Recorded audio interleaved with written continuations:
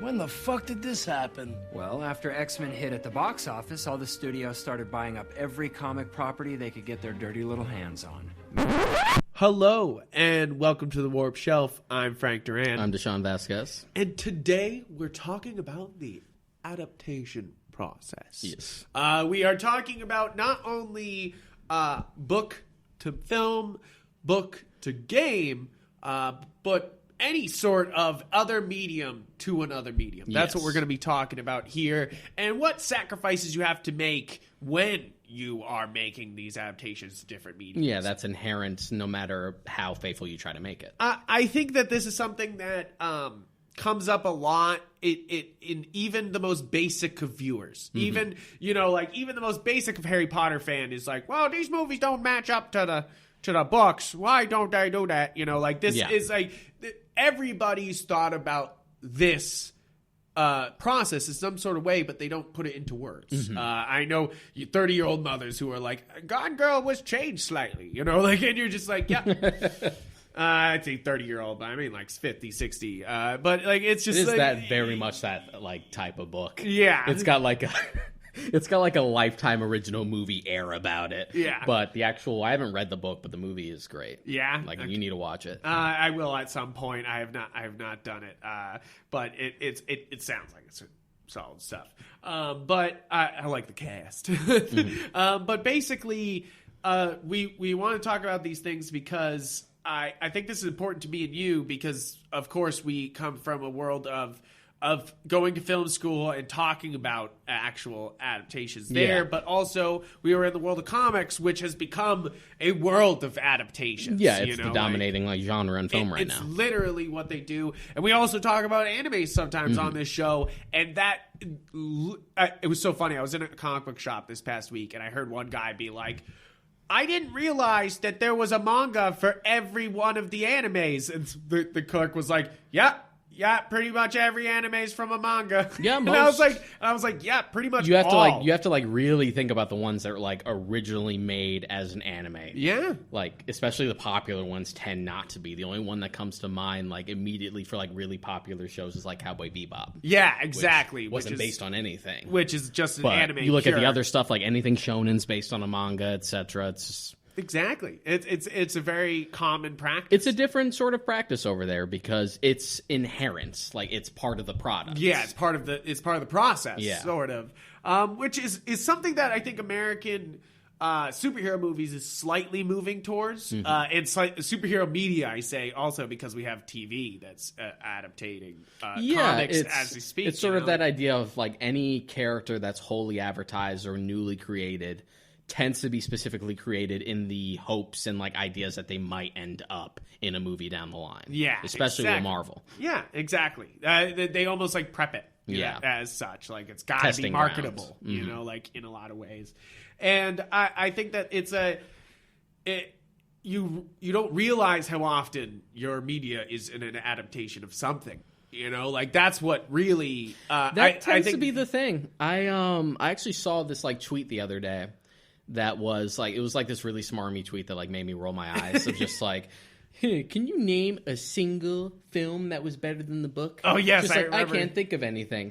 And instead of like doing what everyone else was doing and like listing ones that like people consider are actually better than the book. Yeah. Instead, I replied, every single film that you didn't realize was an adaptation. Exactly. That you later were like, oh, this was based on a book. This was based on a book. Like if it can stand on its own legs is where I think you have done a great adaptation. Yeah, exactly. Like if you wouldn't even know it was a book, you would be like, oh, that's great. Like that's true adaptation. And I think that's something we'll get into deeper here is that there's some advantages to going right to the book, sticking to pretty much every little thing the book does, to doing a looser like feel to it. There's some advantages to that. Yeah. And then there's people who just kind of like touch the name and just run away from the book, like and don't do, but they do like the feel of the book. They like the superficial things about it, and they like want the clout because they have the titles, so that'll bring in the audiences, and then after they just kind of run wild. Exactly. And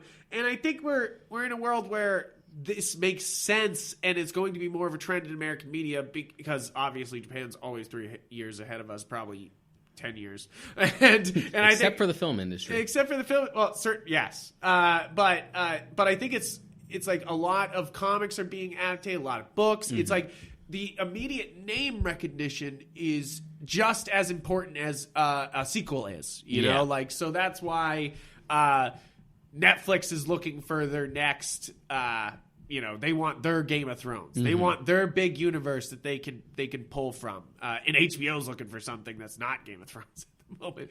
They're like anything that will get the bad taste out of the mouth. To be fair, like regardless of how like Game of Thrones ended up, like that worked for them. Yeah, and that's an interesting one. We were talking about adaptations because that's a living book. That's an interesting thing that comes in when we're talking about this. That the book's not done. They're literally adapting something that's not finished, even with the guy there helping them make it. When did they start going off book? Wasn't like in the middle of season 4?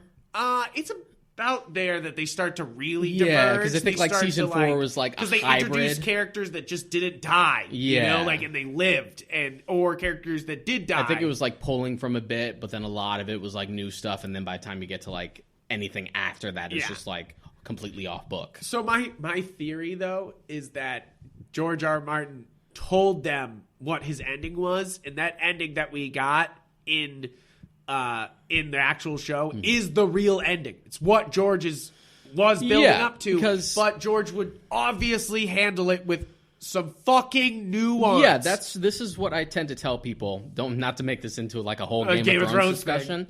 But my thing about the ending of Game of Thrones, which really applies to like the last 2 seasons, you can argue the last 3, is that I don't mind what happened, more how it happened and how it got there. Yeah, because I don't... It's always been apparent that Daenerys was dangerous. It's just that we were always like, yeah, go Daenerys, instead of...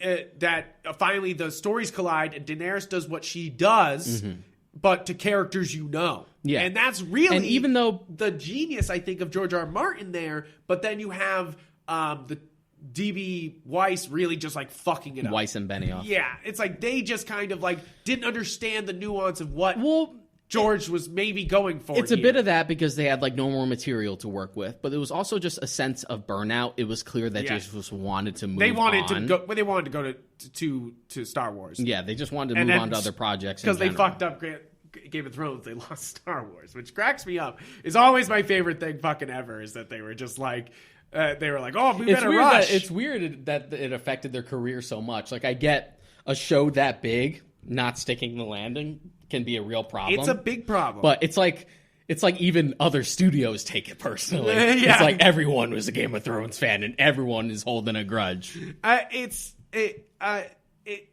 important. Yeah.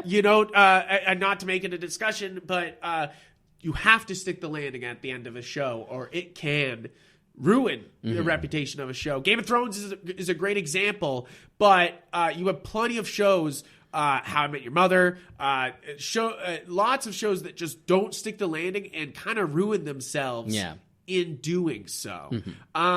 I don't think Friends kind of shoots itself in the foot because it was always stupid, so it's like it's fine. Yeah. But like, there's lots of shows that don't.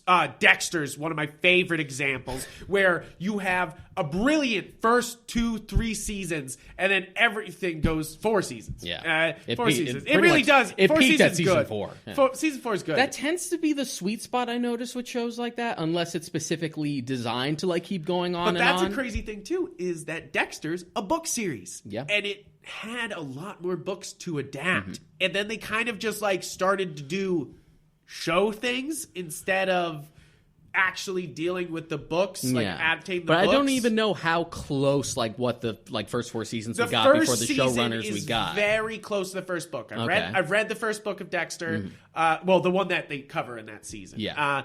And I thought it was so close and feels right. You know, like, because it's very, and we're going to talk about this more, it's a very narrative, very literary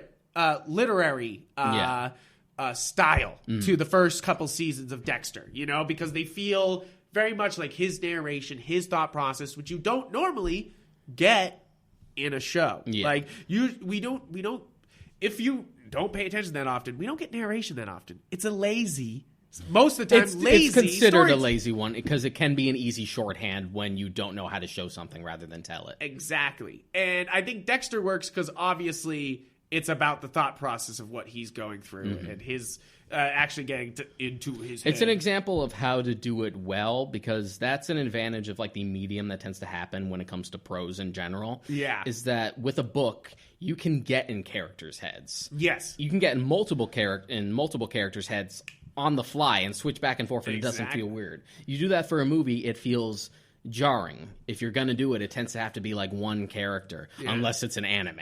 Exactly. Where they're like real big on getting on inner monologues. I think that's another thing that Game of Thrones always kind of struggled with, was that the books always switch point of views, and the show kind of tries to do that by like telling different stories.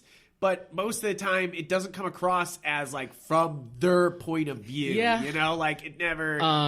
It's just doing those stories. The only example I can think of where a movie or a show tried to actually like do inner monologues from different characters and sort of elicit exposition in the same way a book would be like David Lynch's Dune, and it was so awkward in that. Yeah. Because it seems like. It's obviously not a device that works in film. Yeah. Because it's kind of a simpler form. David Lynch's Dune is just bad. I will say that. I am really excited for the Denis new Villeneuve Dune. one. Yeah. Oh, God. Especially after Blade Runner 2049. I'm like, fuck yeah, let's go. And the pictures look good. Oh, You're like, oh, that look cool. You're like, I never liked the David Lynch film before I read the book. And then after reading the book, now I really don't like it. You're like, nope. So, I think we could go into some. We have some bullet points to make us go through this. Just help us. Just help keep us on go track. Through, to stay on track. So one of the things we have on here is advantages of some of these mediums. Yeah, and I had already like brought that up with like point of view stuff. Exactly, point of view stuff. But then you have games, which there's a lot of advantages to games that movies do not have, and also that games cannot be movies most of the time. I don't know if you've played any of those, what do they call them? FMVs. They're like basically a movie that you click through or do quick time events through. We talked about in the last episode. Oh, like Dragon's Lair. Stuff, but there's also like literal... Night Trap. There's one called The Bunker that's on Switch, and there's a couple other ones that literally they filmed a movie and then you play through the movie. Or like all the Sega CD games. Yes. Like Night Trap yes, and stuff like that. I have Night Trap. I do have Night Trap on Switch. One of my proud purchases. What a terrible game. But it was nice to like... I'm a sucker for anything that's Angry Video Game Nerd, like that he's covered at some point, and like I have Dick Tracy on NES and the stuff funniest like thing that. about Night Trap in retrospect is just like, you look at it, you're like, really? This game? This is what started like the controversy? This was part of the reason, along with Mortal Kombat, that the ESRB was formed? This. Like, yeah, because it's not... Nothing's frightening about it, you know? Like, nothing's... There's nothing... It's nothing... It's just like the imagery that they didn't like, you know? Like, it's the same thing why they hated Magic the Gathering at first. The imagery on the cards were Satan's. It's from Satan. Like, Dungeons and Dragons, the devil's game. Devil's game. It's so wild. Like, you're just like, no. But great thing about games to film is that you can experience the films in great way. But if you try to adapt a film to a game, it usually does not work. No. And we had a whole episode about it. Yeah, it's like it's rough. There's a lot of bad game adaptations. There's a lot of good ones. And by a lot, I mean maybe I can count on 10. With a book, my hands. With a book, there's like a level of detail that both film and TV tend not to be able to reach because it's all the written word, so you can get into people's heads. You can have a page worth of detail about like a single object, stuff like that, which tends not to be that way when condensed like timing, with a film. And then what gaming has is like a level of immersion that you can't get with a film because pretty it's a much direct anything. It's a direct like one-to-one experience. What's happening to you in the game feels like it's happening to you directly. Yeah, and I hope that we keep exploring that in games, is that like how much of its own medium it really is. Mm-hmm. You know, like, because as much as I love film, I don't I want to play a game. Yeah. You know, like I don't want to watch a movie. I think a great example of that is Alien Isolation. I know you love that game, but I was digging it because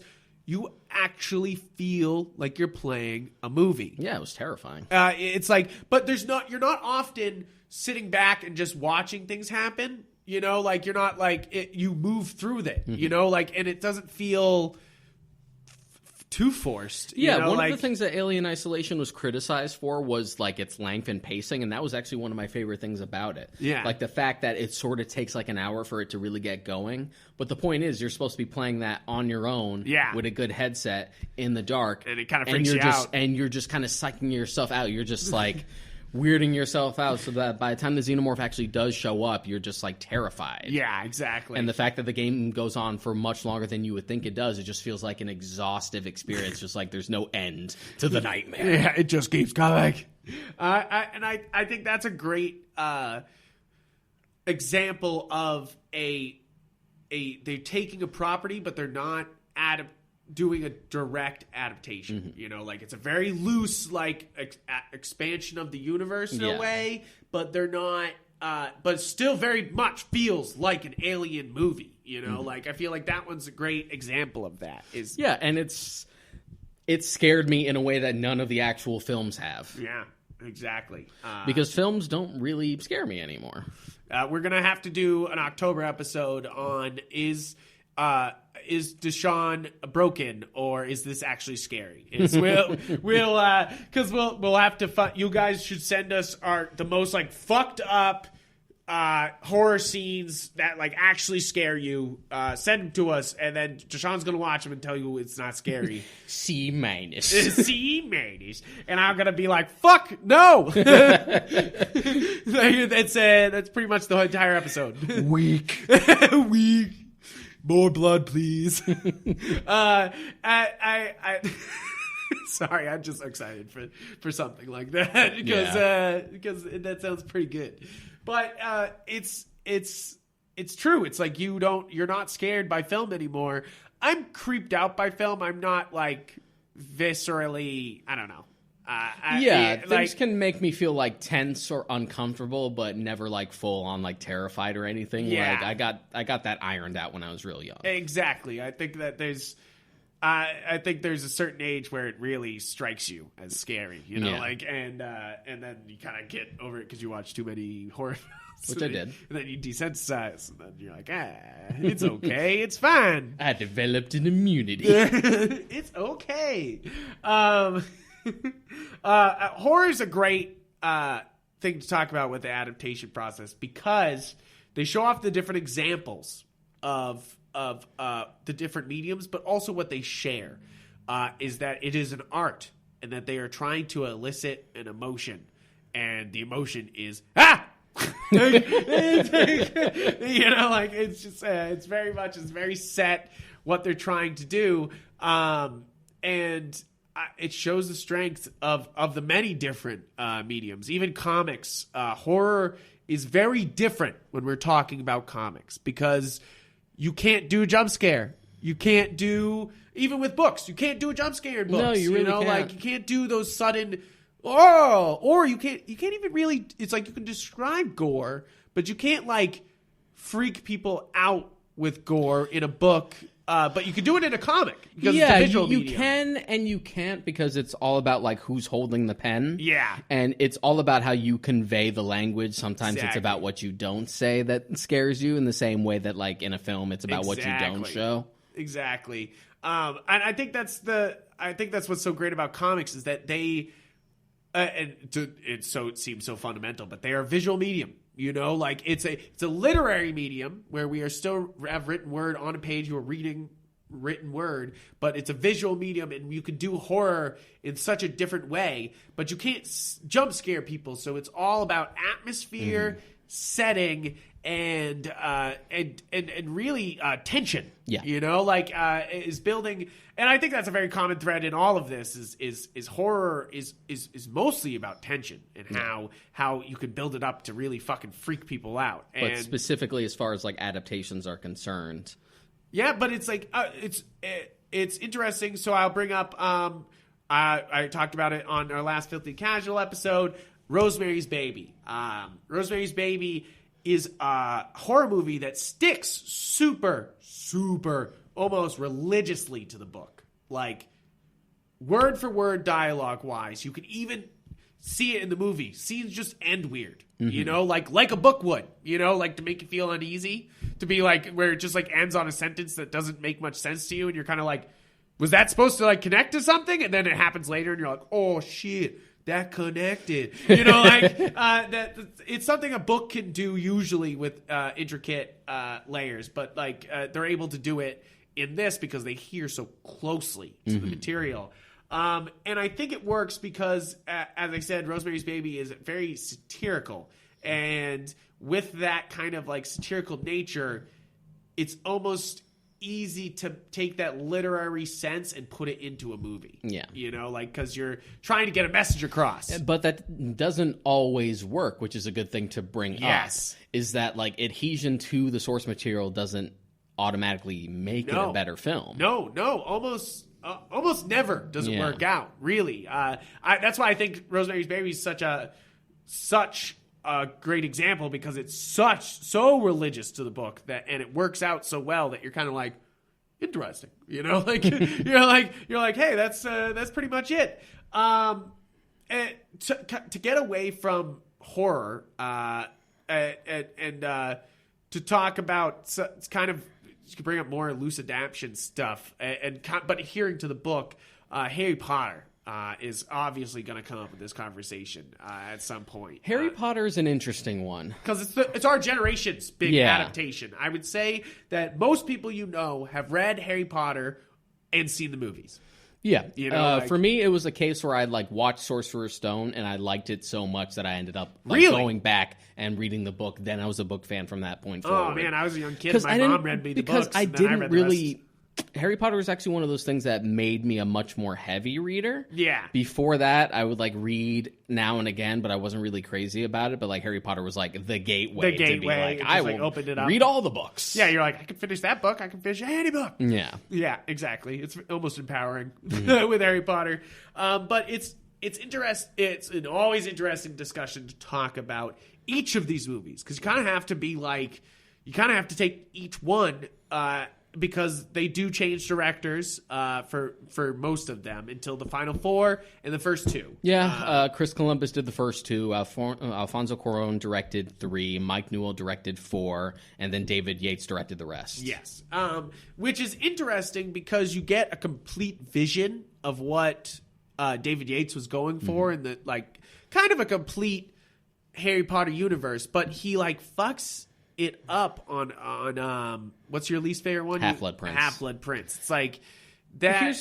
Here's my thing. In all the peaks and valleys of the Harry Potter films, it changing stuff from the source material doesn't necessarily bother me, because I think for the most part, most of these films stand up on their own as just films that someone who has not read the books can just should be watch. able to watch. And I know plenty of people who have. I have a bunch of friends who have made watch the Harry Potter movies who haven't read the books and probably won't. Yeah. Because not everyone likes to read. But my big problem with that is you don't like a magical ride through a book. Yeah, but my problem with that is Half-Blood Prince, and why I have such beef with it, is the one that feels most if you haven't read the book, you're missing a lot. Yeah, go fuck yourself. Yeah. I agree. I think that the first two are... The first one adheres to the book almost religiously, and in a good way. Yeah. They do a good job. They change a few little things, and overall, as a book reader, you're satisfied. Mm-hmm. Second book, they do a very similar thing, but you're sort of at that point being oh, maybe they should have cut some things and moved things around and stuff. I feel 3 is the first one where the film almost beats the book. I think it's the only one that almost beats the book. Azkaban's my favorite book in the series and my favorite movie. Yeah, I would say so too. I remember loving the book, first off, because of the cover. Yeah. I loved Hermione and Harry on a fucking griffin fucking flying around. I almost feel like we might be in the minority of that, because I tend to find that people's favorite of the books tends to be book 4. Really? Yeah. Oh, yeah, I mean, I did love 4 because 4 is the universe opener. It's the one where the first 2 books are like, welcome to our magic universe. It's Third also, book's like, let's subvert the magic universe. And it's a tournament arc. Yeah, exactly. And it's also like the turning point for the franchise as far as like going into a darker tone is concerned. Exactly. So a lot of people like that. Mm-hmm. I hate 4. I know you don't like Half-Blood Prince. Goblet of Fire, the book, great. I really loved it. It was one of the first ones that I read completely on my own, without like my parents or my brother with me and stuff like that. And I remember eating that shit up. It was so good. And then the movie is, I think, like the Attack of Clones of the entire series. The movie like really struggles to try and like condense what's established in the book and try to like make it work for its runtime, which is ironic because Order of the Phoenix was a much bigger book right afterwards, and it's actually amazing how well the Order of the Phoenix movie is able to condense all the material in Order of the Phoenix and make it feasible and work. Exactly. And that's an important thing to talk about, is condensing. Yeah. Because when we're talking about that, we're talking about getting rid of parts that don't work for a visual medium. Mm-hmm. That's what I usually mean by that, is that sure, you gotta take some parts out to make it fit the runtime, but most of the time you're trying to take out parts that just don't work in a movie. They don't fly as well. Yeah. I mean, the main things are stuff in It. In the 2 adaptation you have It, there's so much of what Stephen King actually wrote out that the movies and TV show were like, no. Like, they were like, we are not having the child orgy. No, thank you, Stephen King. No turtle either. Yeah, no turtle. Like, there's lots of things in that. I mean, the book's fucking ginormous, but it's funny because they have 2 movies. They still don't cover everything in those in that book, you know, like, you're just like, Jesus Christ. But I always love Stephen King's adaptation because he's got so many adaptions. He's the king. He's the king. He literally on his site has properties in books he has written or done that you can grab for free and do adaptations. Yeah, he's such a prolific author, and it's so commonplace to have an adaptation of his work at this point that he basically advertises it. It's just like, hey, no one's picked this one up yet. Go for it. And it's wild. And anybody who's an indie filmmaker can contact him and talk to him about it and do it. You know, like, he's definitely softened up. He's exactly. Like we've come a long way from like his beef with like The Shining, which is its own topic as well for like adaptation wise. Yes, we'll be talking about it. I think that's coming up.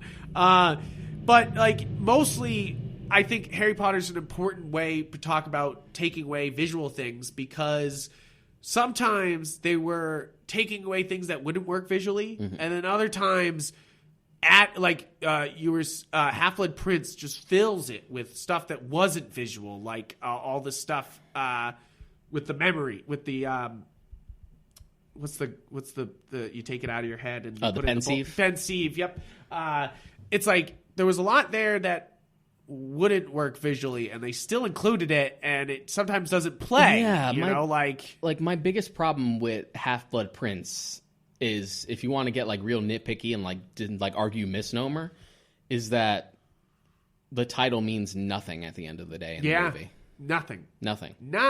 Like, it's astonishing, like, how much of a dud the actual reveal that Snape is the Half-Blood Prince in the movie means fucking nothing. I know, it's kind of like Into Darkness when they reveal it's Khan. You're like, cool, so if I didn't watch Wrath of Khan, I wouldn't understand who the fuck was. And it just wastes what little time it has, because Half-Blood Prince is a good transitional book to Deathly Hallows because it has to set a lot up. Yeah. And the problem is the movie doesn't really feel like it's spending that time wisely to set that stuff up. Yeah. It kind of feels like, well, this is the last one we're going to have, like, at the school for a bit let's do until, like, the school climax things. of Deathly Hallows. So let's have this be, like, the last bit of shenanigans we had before shit gets real dark. Which is how it does feel in book form. It definitely feels like Harry's last year at Hogwarts. But we have, like, more important stuff Yeah. to deal with, more material. Like, we could have had room for, like, the Dumbledore stuff, like, part of, like, his origin and stuff like that. But instead, we had to make room for Ron and his girlfriend, which goes on for way too long. Way too long. And they're just like, love triangles. They want that, don't they? Instead of more magic stuff. Which is funny because you fumbled on that, it affects the later ones. Yeah. And it's like... Even Azkaban release the Yates cut. Yeah, you know, like, as make much those as longer. As much as I love the Prisoner of Azkaban movie, even that movie does it. I hate that the movie doesn't actually reveal who the Marauders are. Yeah. Yes. I remember being like, because so if I didn't watch this movie, I still wouldn't know who the Marauders were. Yeah, like, and if I didn't read it the adds book, what? It adds like an unintentional plot hole because there's this whole thing where like Lupin is familiar with the map for some reason, and you don't have the payoff. Yep. It's just like, oh, the map was lying to me, and Sirius is like, the map never lies. If you've never read the book, it's like, how do you know that? Yeah. Why do you know that? Why do you know that? Why do you know that? And then the funny thing is, they actually did shoot that.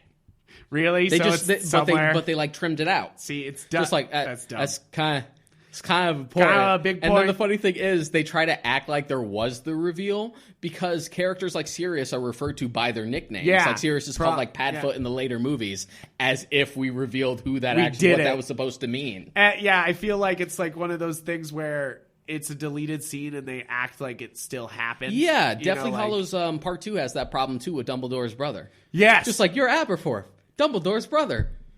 This means nothing. Nothing. We didn't go into that. that. I know. My wife just finished rewatching all the Harry Potter films, and I remember watching that scene just recently being like, they did not introduce this guy. You know, Yeah. like, they just bring him in, and it feels like, it felt kind of like a reach in the books, and then it feels like a real reach in the movies. Yeah, that's supposed to be a payoff. Yeah. It means nothing for reveal. It's just like, Dumbledore's brother is here, I guess, and he knows how to get in.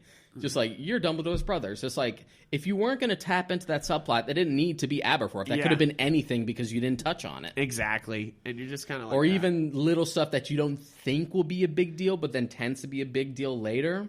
Like the fact that in the Goblet of Fire film, it's Neville who gives Harry the gillyweed instead of Dobby. Yep. The problem is, because we never had Dobby reappear over the course of the films, in Deathly Hallows, he just kind of shows up to die. Yeah. As opposed to in the books, he had that, like, presence going on. So, like, that Exactly. death hit like a truck. Exactly. I think the number one thing that the movies fuck up about the Harry Potter things is none of the deaths feel significant.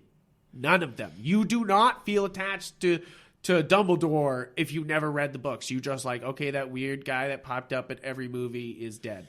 You know, like, it's not as impactful. Snape's death is the most impactful death in the whole entire series. I actually think Snape's death is pretty well done in Deathly Hallows. Yeah, Part it's pretty Yeah. well done. But that's what I'm saying. It's the only one that's kind of like earned. Like, I actually love that whole scene of, like, the past and the present stuff. Like, it's super well edited. Like, it actually does get the message across. Yates' real skills. Yeah. Yates is a good director. I think he's a great director.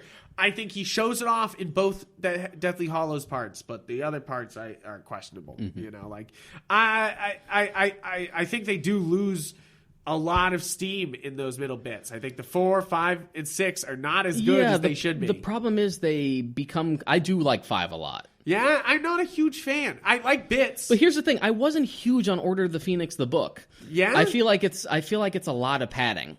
Yeah. And it's stuff that just, like, is really just solely exists to, like, plant the seeds for books 6 and 7.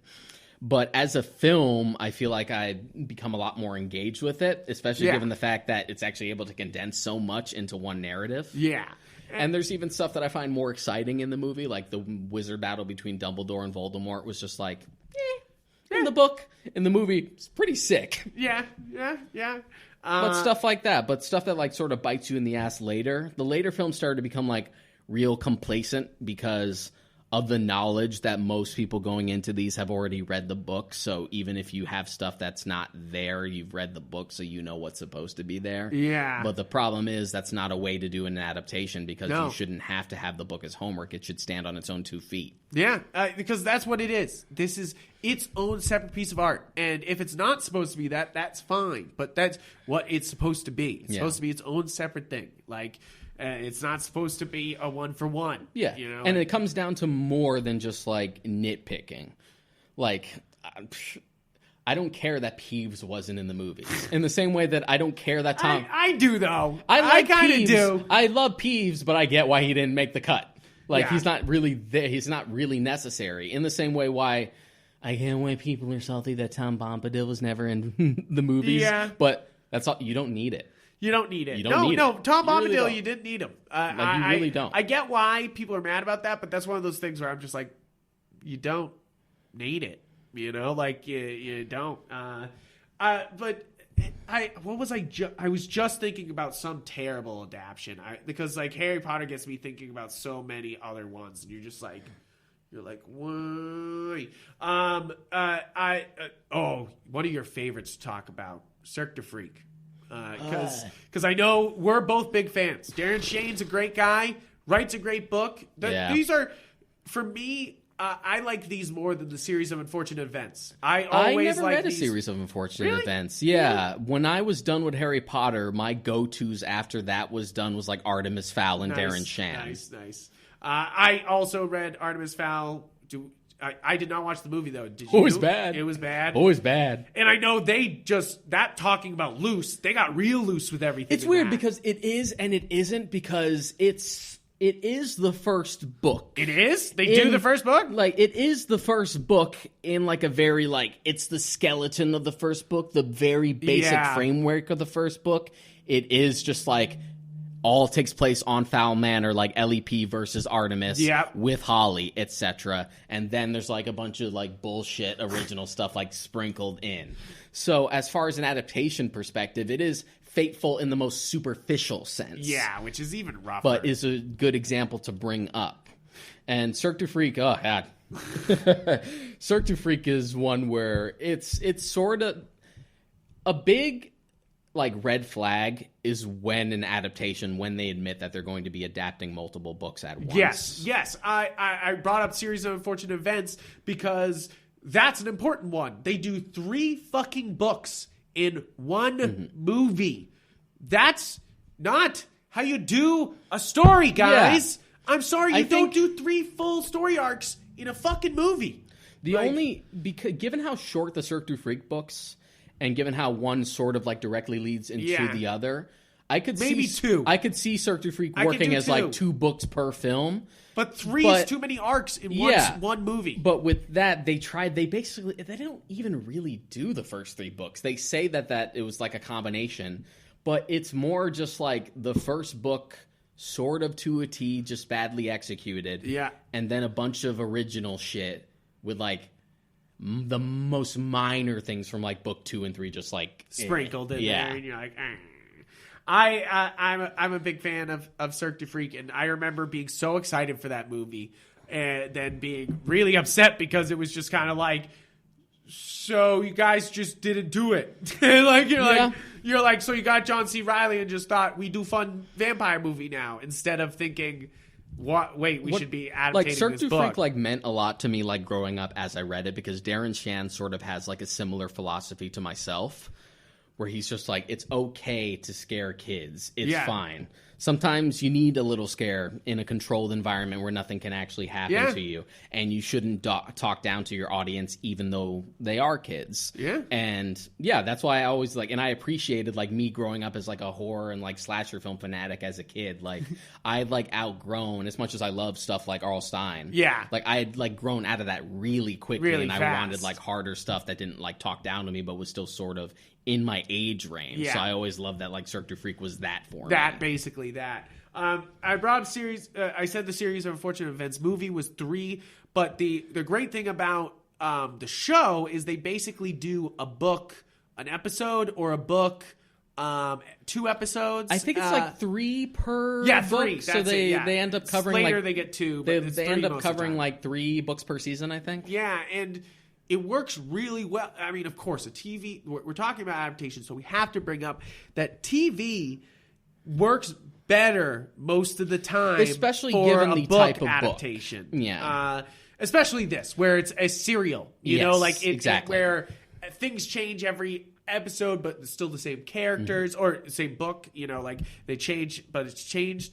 So I think that obviously TV is the better place, and I think most Hollywood executives have figured that out also. You know, like that most of the time we do not need to do a movie version of this. We could do a TV version and have just as much success in the book adaptation. You know, like and I think that the Netflix series Unfortunate Events with Neil Patrick Harris is a success. I really do. Did you watch it from start to finish? I didn't finish it, same as I didn't finish the book series.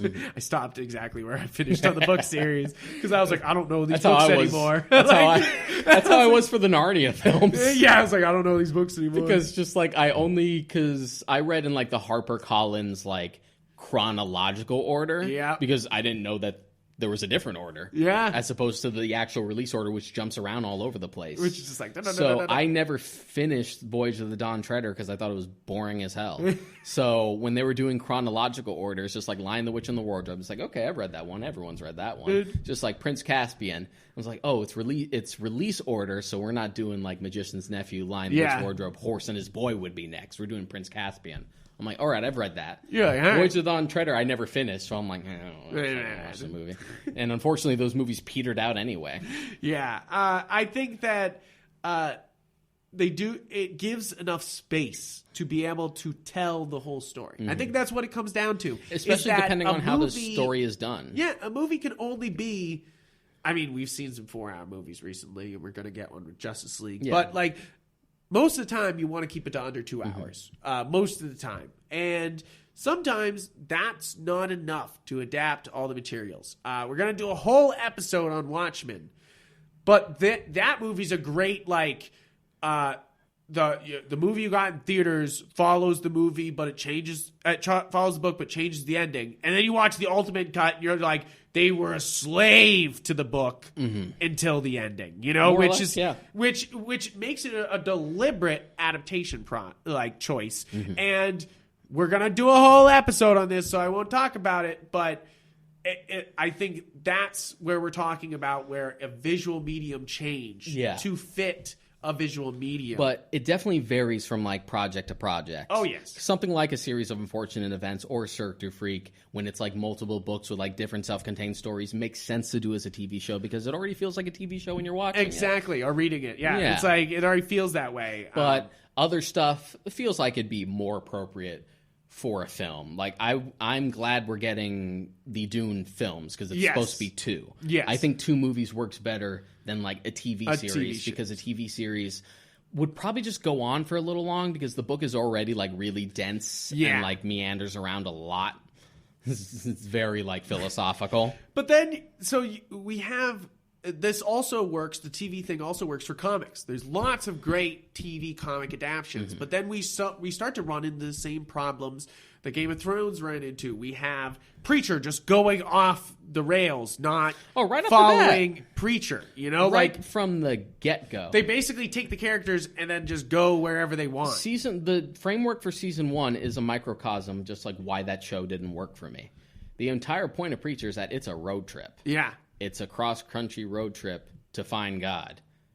The first season takes place in one location. It's all in one town. Yeah. Just like, okay, you've immediately told me, like right off the bat, you don't give a fuck. You fundamentally misunderstand what this is. Yeah, and that's what it comes down to is that I'm down for adaptation changes. Always. I want to see changes that fit the medium, but you gotta have a reason, you know, like it's gotta work for the medium, or it feels like you changed for no apparent reason, you know, like, and it feels disrespectful instead of it feeling like, oh, it's okay. That's what you need to do to make this film work on film, you know, like this book work on film. But sometimes it can feel like and I think Harry Potter is a great example of that, where Goblet of Fire is one of the longer Harry Potter movies too, and somehow it still doesn't cover most of the book, you know, and it has giant plot holes. Yeah, the all over weird place. thing about Goblet of Fire is that the main crux of Goblet of Fire is, like, as the centerpiece is the Triwizard Tournament. Yeah. Like, it's the crux of the story. It's the thing that, like, shakes it up to sort of differentiate it, which is the first 3 books. Because I imagine by the time Rowling got to the 3rd book, she was probably feeling that, like, repetition where they all sort of follow the same framework. So the Triwizard Tournament was there to be like, okay, let's give it some different flavor. It the gas, yeah. The thing about the Triwizard Tournament as it's presented in the film is that it in no way actually follows, like, the progress, like who's in the lead, like who might potentially it's just win. Somebody wins at the end of just, each one. Yeah, it's just a set piece, and a set piece. Yeah, it's just it's using, like the Cirque du Freak, it's using the dressing of the movie, of the book, instead of actually, like, using the actual literary devices to accomplish something on film or in a movie, in a book. I mean, in a game. Sorry, there's so many, but it's interesting because there's condensing and then there's just disrespectful disregard of what's going on. And it really depends. Like, it takes a specific type of voice to, like, understand what works and what doesn't, because film is specifically a visual medium, and you can argue show versus tell, which really works for a visual medium like film or comics to a certain degree.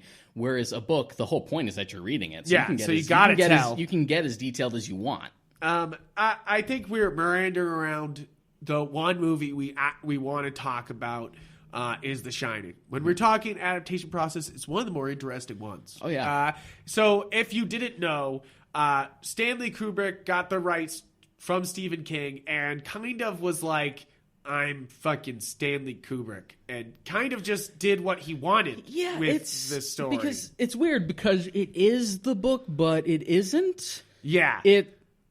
It's very comparable to the way 2001 turned out.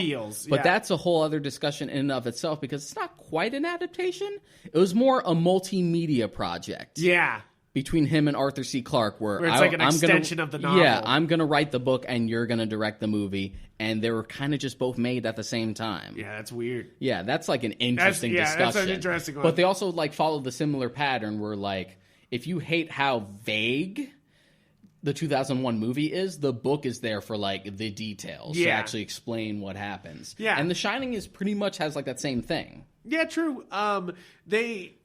It's kind of like Stephen King is not afraid to dip all his toes, literally dive into, like, kind of the spoopy, you know, like the like kind of like sort of silly monsterness of it all, you know, like, oh, there's a ghost and he sees another ghost. And Stanley Kubrick was like, no, we are not doing, like, ghostly images of people. We are doing a straight up, like, you see a dead girl, you see a rotting woman, you know, like, he's and that's why I think what's so effective about The Shining is it's a ghost story that never uses a person that's slightly faded away so that way they look like a ghost. You know, like, everything feels like a real life, in your face sort of thing. It actually feels real, which is what you're trying to accomplish. But it's also that, like, sense of ambiguity in the film that makes it scarier as far as a film is concerned. Yeah. Because there's, like, no answers. There's, like, weird imagery that makes you feel uncomfortable that you have no context for, like the blowjob bear. Yes, right? That has an explanation in the book. It does not in the movie. Nope. But it almost makes it scarier in the sense of the movie because you have no idea what the fuck you just saw. Was. Yeah, it's almost like such a disturbing image that you're just like, whoa, what? Why? What? I think that it's interesting because then you have the Shining TV show, which was done with Stephen King directly involved, because Stephen King did not like that he kind of took away his Stephen King silliness. And I really think that that this it like shows, if you watch that silly TV show, which really is the miniseries. That's a great example of just, like, how adhesion to the source material does not make it better. Does not do much of anything, you know, like, it doesn't. And that's what. And it's weird because I hear people. My big beef with people is that they tend to want like faithfulness in like a superficial sense. Yeah. And it gets to the point where it gets like nitpicky. Yes. Like I've heard people complain that they hated the fact that Jack had an axe in the film as opposed to the croquet mallet in the book. Yeah, which Just you're like, why do you care? Yeah, what? It's such a minor change. It's a movie, and axe is going to look more threatening. Yeah. And then when you get to the miniseries, you realize how fucking ridiculous a croquet mallet is. looks. Yeah, exactly. It's like, I think that's where it comes down to that they are two different artists, is that Stanley Kubrick is a very visual man, you know, like, and he knew immediately what wasn't going to work and what was. Yeah. Like that Stephen King's obvious obsession with a fuckload of blood, Stanley Kubrick was like, I got that. Yeah. I got that. You know, the only one of those where it's more or less just like kind of the book one-to-one and it's not trying to be vaguer than the source material is A Clockwork Orange. yeah, that one's wild too, Yeah. because that is, he just adheres to it. Yeah. You know, like, really hardcore. Yeah, the only thing that really changes is that like the language is more palatable. But I feel like, okay, so it's funny. It's like Watchmen, where after you read The Clockwork Orange, you're kind of like, that was amazing. How could I change that? You know, like, and that's how I feel Stanley Kubrick probably went into it, was like, I'm not going to change what I just fucking I'm actually like read, glad I saw the movie first and then read the book afterwards because I felt like the book gave me like the perfect like beginner's lesson on like the NADSAT language because it's so hardcore in the book that it's So like a little hardcore. hard to follow. It's but I had so seen weird in but the book. I had It's seen, almost unreadable. If you didn't know what you were getting into, it almost doesn't seem like English. Like, you know, the movie is like one of my favorites. Like it's in my top 3 and I've seen yeah. it so many times that like it prepared me to read the book because like I had sort of like understand like the tics and the nuances of like the NADSAT and the slang in the movie that even if I didn't understand everything, I could kind of like get it. Yeah, because it's got a rhythm. It's got something to it.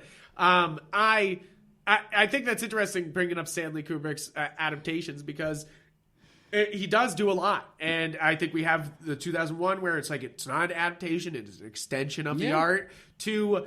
even Doctor Strangelove is an adaptation of a book, and and that one gets super satirical and doesn't stick to the book at all either. You know, like it just takes parts of what was going on. Or Same you as even The look Shining. at stuff like Starship Troopers. I don't know if you've ever seen Starship Troopers. Yeah, I've seen it. Of Have course, you I've read seen it? Starship Troopers. I have not read it, which I hear the book is great.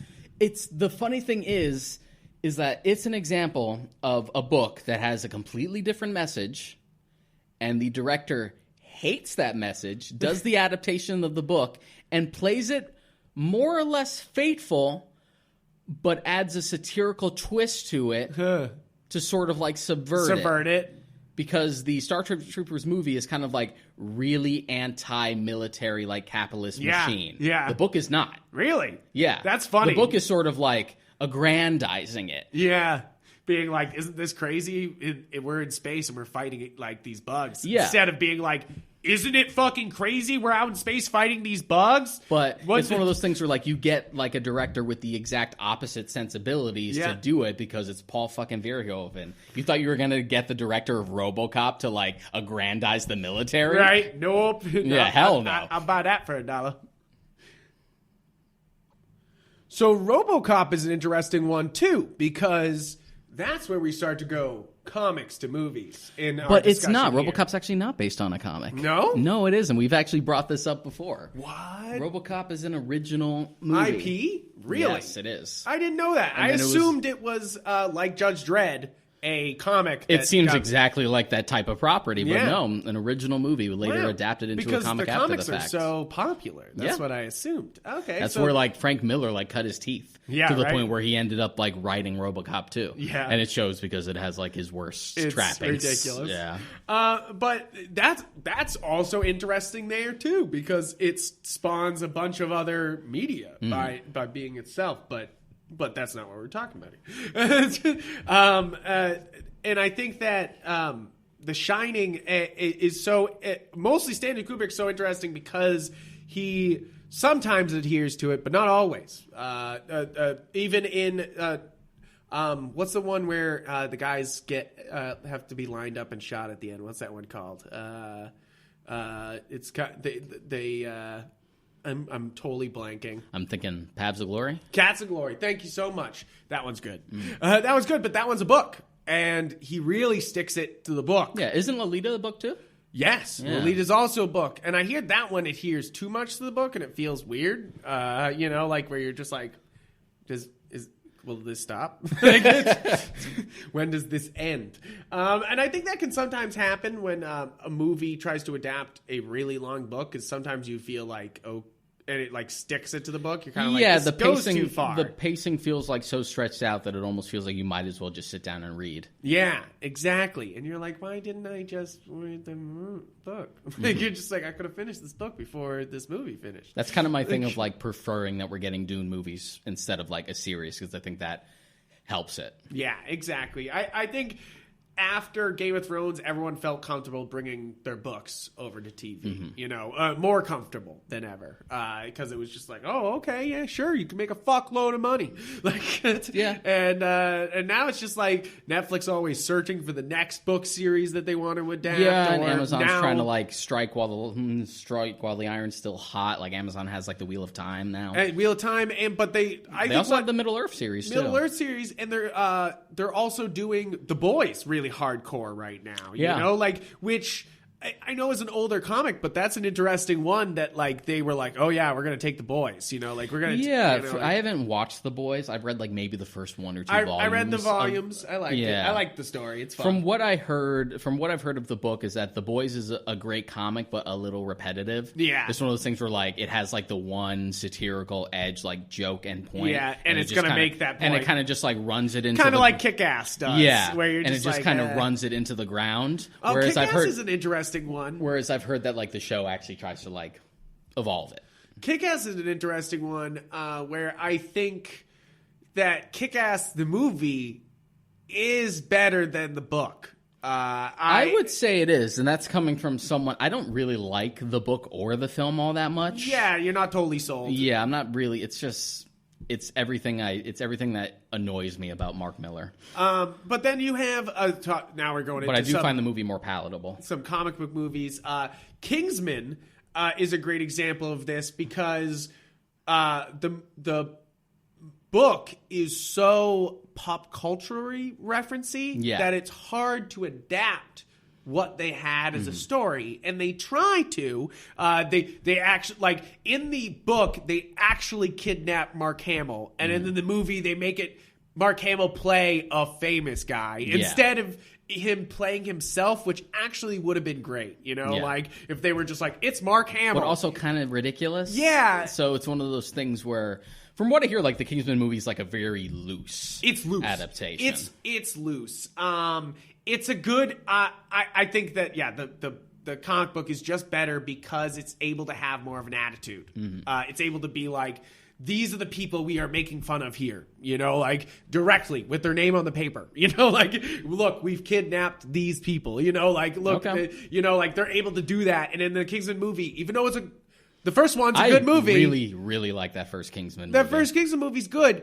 It's just not able to do its own references, you know, like it's kind of like it's not able to do what it's supposed to, you know, like, and there's so many other comic books fall into that often with an adaptation process. They don't know if they want to connect things because they can't sometimes, you know, like. Well, think about even like the major stuff like the MCU. Yeah. The MCU gets like a ton of praise as to how like faithful it is to the comics, but they do take their own liberties. A lot of it is about like modernizing the established like stories. Yeah.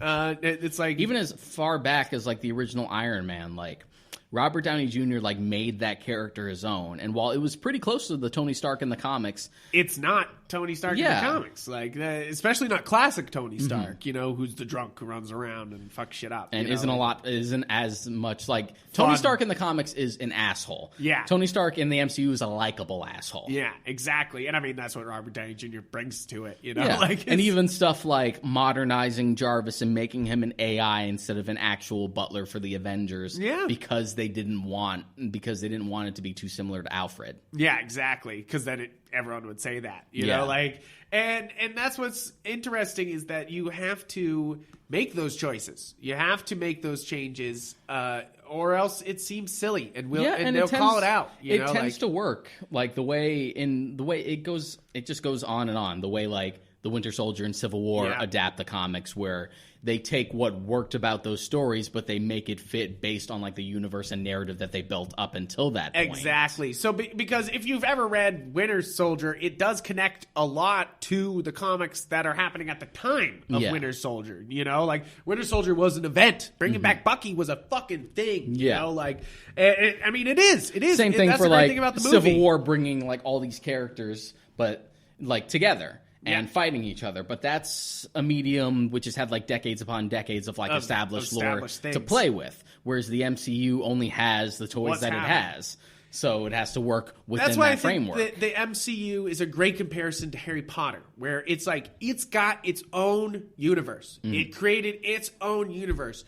But the number one thing Disney said is, I don't want people who don't read the comics to not understand what the fuck is happening, you know, like, and that's the main difference between WB's approach and Disney's. Yeah, the most we got as far as just like, this is for you guys specifically, was pretty much every post-credit scene. Yes, exactly. Just like we lived in the world where like the first Avengers came out and we knew who Thanos was at the end of that. Now the whole world knows who Thanos is. But and it's also like you get your Howard the Duck at the end. And that's a good example you know, too, like how Infinity War adapts Infinity Gauntlet. Exactly. Because it's not they completely take out him courting death. You know, like, which is a very important and it was one that I was part worried of about. Thanos. I thought with that change that they would sort of like eliminate Thanos' nuance. Yeah, because that's also so if you look at the original comic, that's why Thanos works. That's why he's relatable. It's not his relationship with Gamora or anything like that. He's relatable because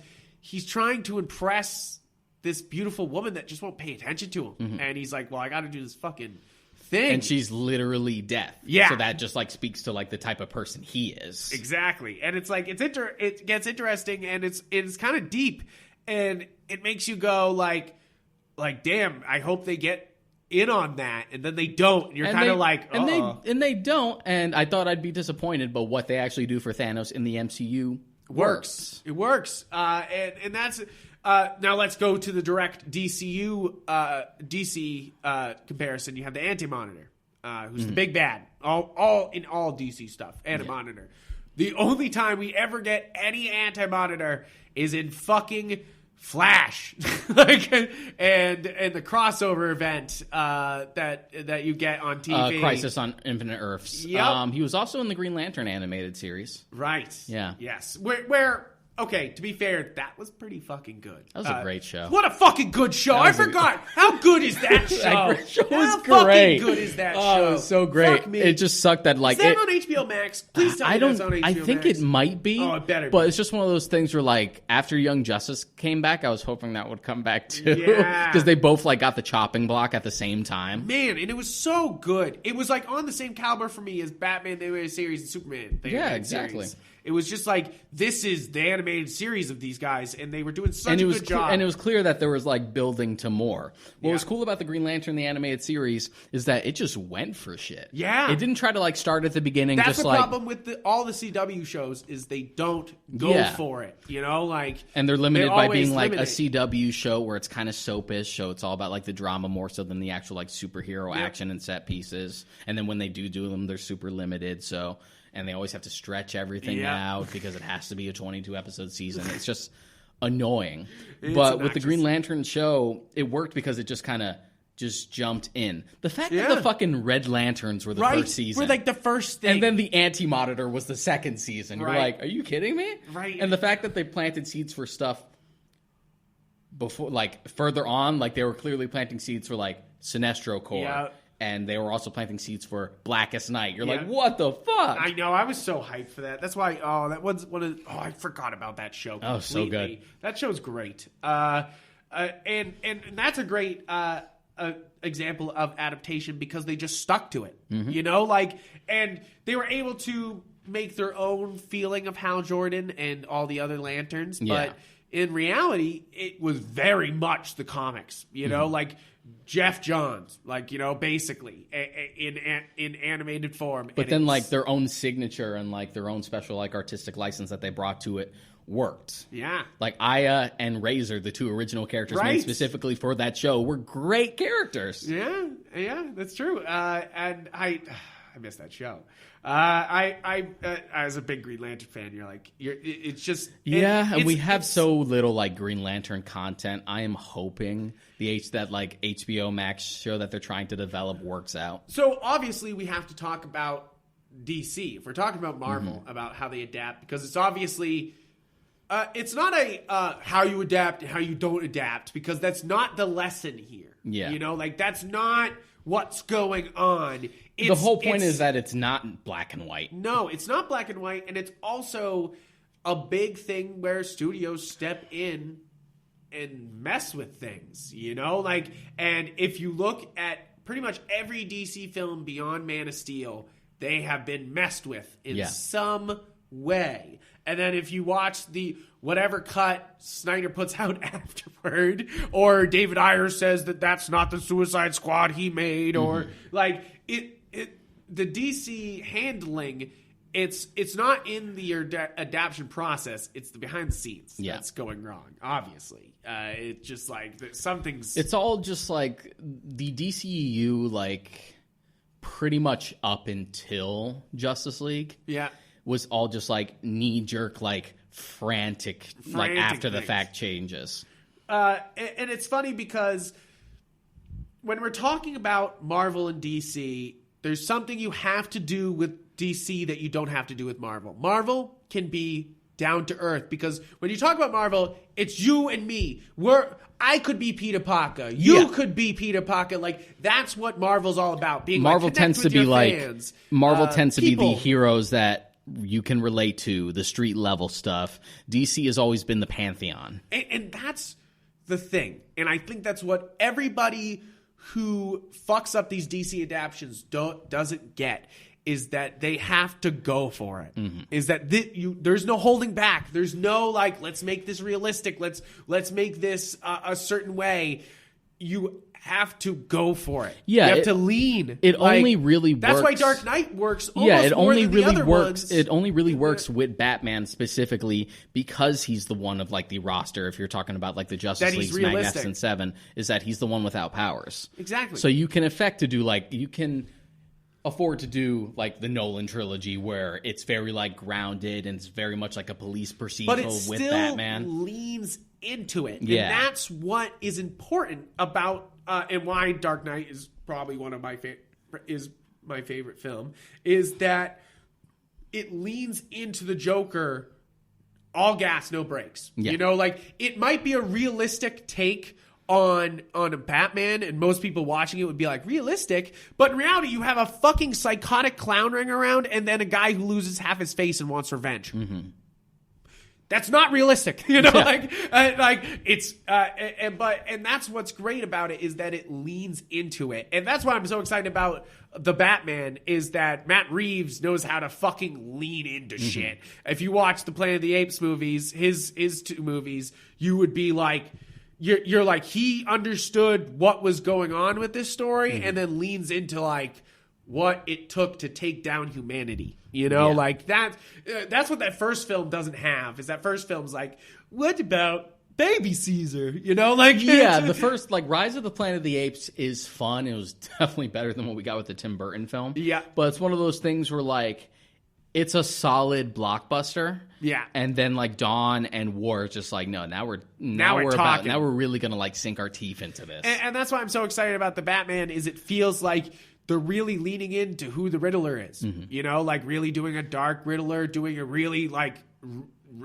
maybe a realistic Penguin, but that's almost the way Penguin's always been. You know, like other than Tim Burton's one, he's realistic. The thing with like the Apes films is that Rise was like a non-offensive blockbuster. Yep. Whereas like Dawn and War specifically tried to like be what the Planet of the Apes original series were, which is like, no, this is genuine sci-fi storytelling in which we use the apes as like an analog for other stuff. Exactly. And that's why I think that we've gotten so many of the Apes movies. I've seen them all. How many of them are there?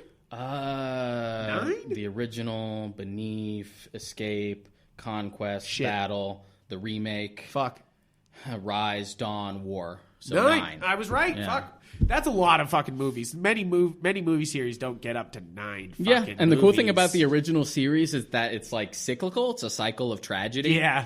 The fact that like it involves time travel shenanigans, so it puts the whole series in like this paradox loop of suffering. It's like, wow, that's depressing. It's kind of like the ending of Red Sun, the comic. Yeah, right. You're just like, ooh. Where it's just like, by the time you get to Battle for the Planet of the Apes, that like, oh shit, we're leading to the original Planet of the Apes, which leads to the destruction of the planet, which leads to them going to Earth, which it's just this cycle of tragedy that will never change. Cycle of tragedy.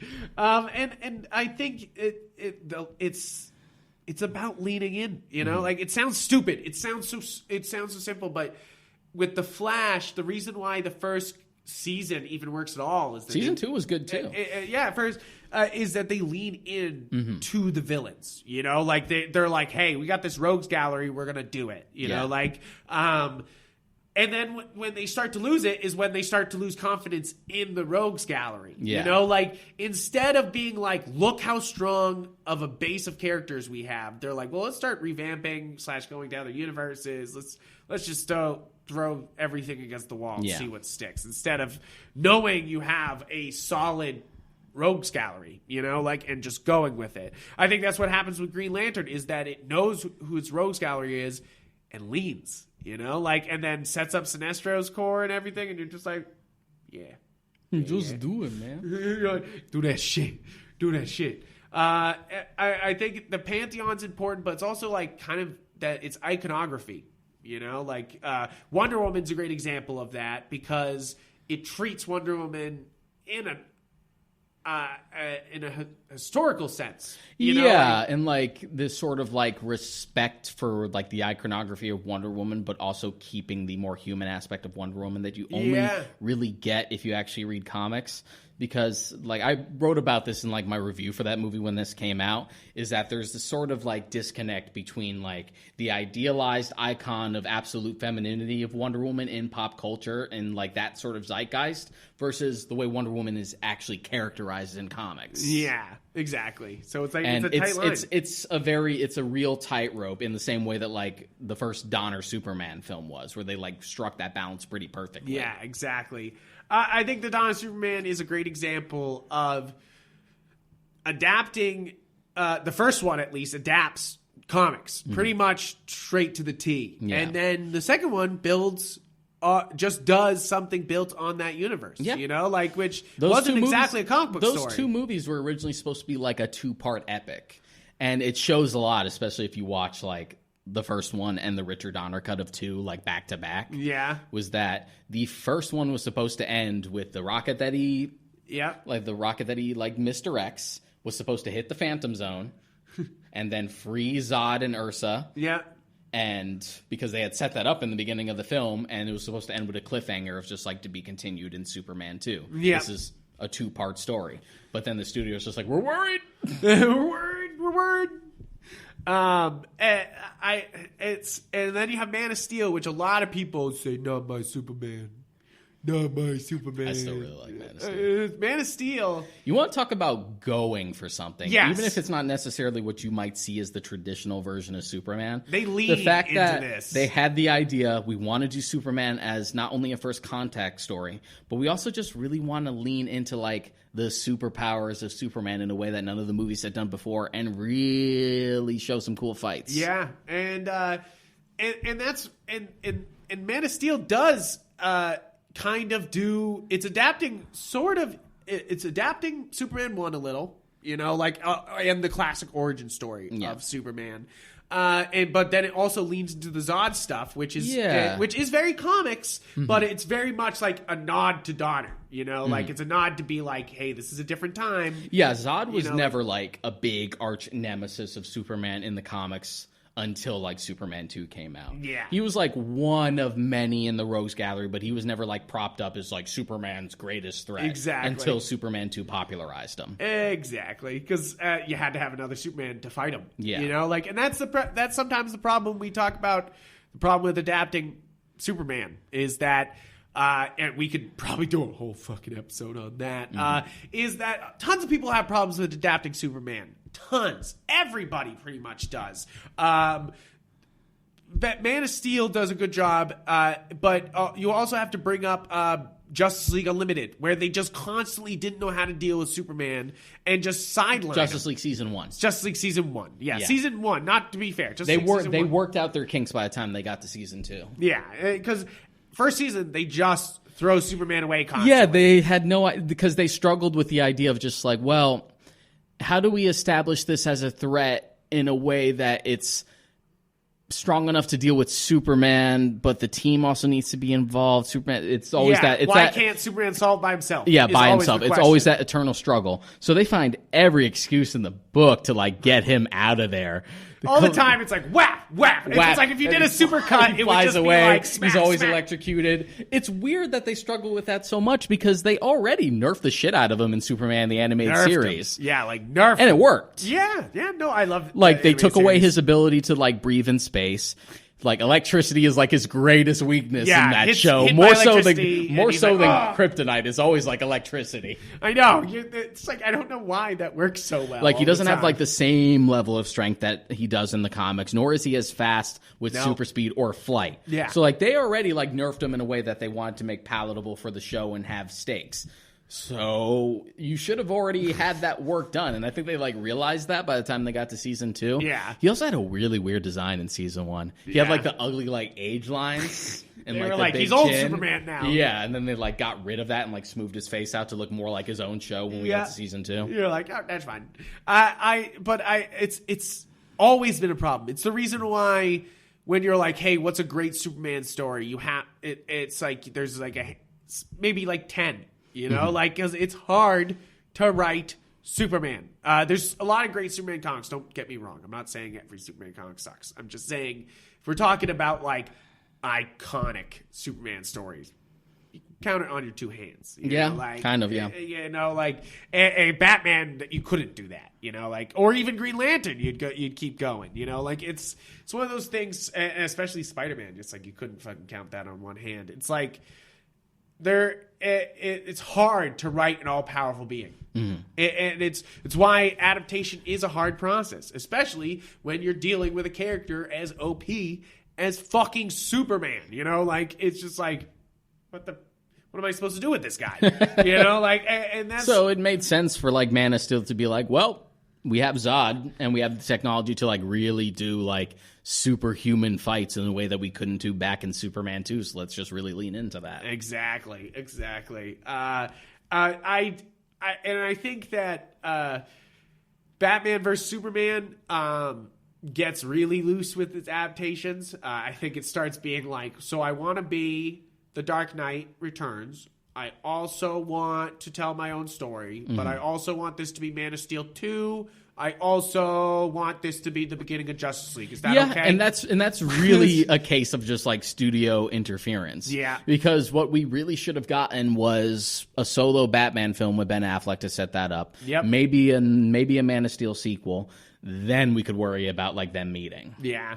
But Warner Brothers was really on just like we want that Avengers money. We used to give that argument that wouldn't you as a WB immediately want Batman versus Superman? Because even your grandma's like, why are the nice man fighting? I know Batman. And plus, to be fair, why would they fight? And to be fair, like Batman is so like in pop culture that you can more or less like introduce a Batman film for this particular film and have it work.